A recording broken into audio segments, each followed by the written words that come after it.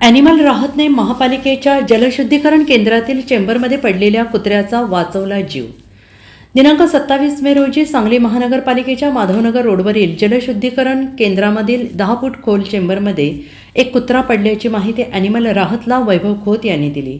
तात्काळ ॲनिमल राहतचे पशुवैद्यकीय अजय बाबर, पशुवैद्यकीय सहाय्यक गोरखनाथ कुराडे, सागर भानुसे यांनी जागेवर जाऊन परिस्थितीची पाहणी केली.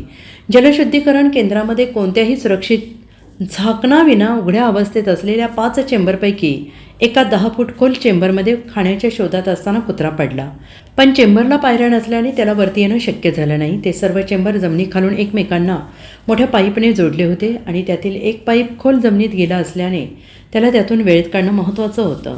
ॲनिमल राहतचे अजय बाबर, गोरखनाथ कुराडे, सागर भानुसे यांनी लाकडी शिडीच्या सहाय्यानं चेंबरमध्ये उतरून त्या कुत्र्याला पकडण्याचा प्रयत्न केला, पण ते सर्व चेंबर आतून एकमेकांना पाईपने जोडले गेले असल्याने कुत्रा इकडे तिकडे जात होता.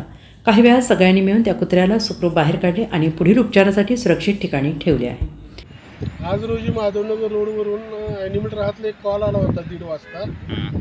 त्या ठिकाणी जलशुद्धीकरण केंद्र जे आहे त्या ठिकाणी 10 फूट चेंबर आहे. त्या 10 फूट चेंबरमध्ये कुत्रं पडलेलं आहे. तर ॲनिमल राहतला कॉल आल्यानंतर आम्ही ॲनिमल राहतची टीम आमची त्या ठिकाणी गेली. त्यांनी तिथे बघितली परिस्थिती काय आहे आणि प्लॅनिंग करून तिथून त्या आम्ही कुत्र्याला पाईपमधून बाहेर काढले.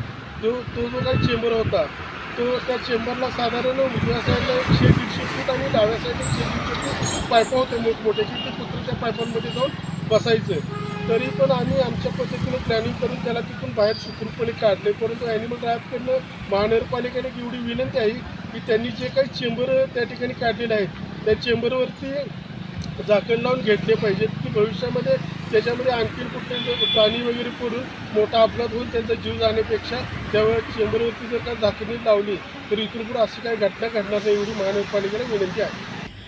Bureau report SBN Marathi, Sangli.